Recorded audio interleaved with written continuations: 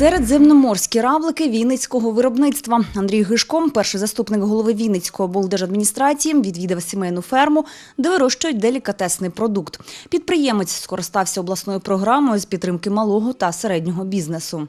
Невелика сума, 200 тисяч гривень, це з обласного бюджету було сюди направлено в вигляді фінансово-кредитної допомоги. Це пільговий кредит, знову ж таки він буде повертатися і це буде давати змогу іншим аграріям також інвестувати в подібні бізнеси.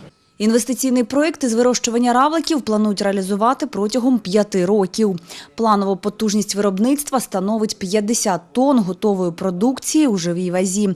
Найбільший попит на равликів існує у Франції, Англії, Німеччині, Бельгії, Італії, Португалії та країнах Азії. Ми сьогодні зацікавлені в тому, щоб якомога більше робочих місць було саме в сільській місцевості. Люди тут залишаються проживати, люди тут створюють матеріальні блага, тоді тут залишається необхідність в школі, в дитячому садочку, в амбулаторії.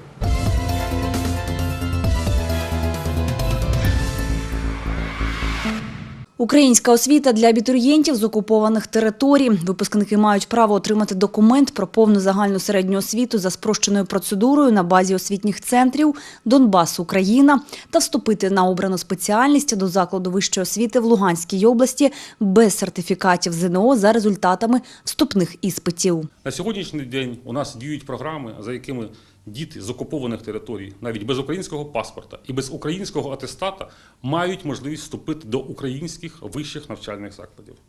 Ми створюємо всі можливості і робимо все для того, щоб всі розуміли, що майбутнє лише за Україною. Міністерство освіти виділяє для університетів так зване фіксоване замовлення, щоб вони могли прийняти максимальну кількість студентів з непідконтрольних територій. З кожним роком кількість таких дітей збільшується. У 2019 році освітні центри «Донбас, Україна» працюватимуть з 3 червня до 27 вересня. Прийом документів на навчання за кошти державного бюджету завершиться 26 липня. Але минулого року ми прийняли понад 1500 таких дітей. В масштабах держави це є небагато. Тобто кошти в масштабах держави це є невеликі, але це нам дуже важливо, щоб ті діти, як я сказав, що мали можливість бути вільними людьми у вільній державі.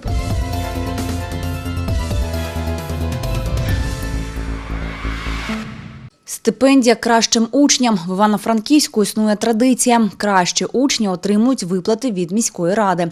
Цьогоріч фінансово підтримали 40 обдарованих дітей.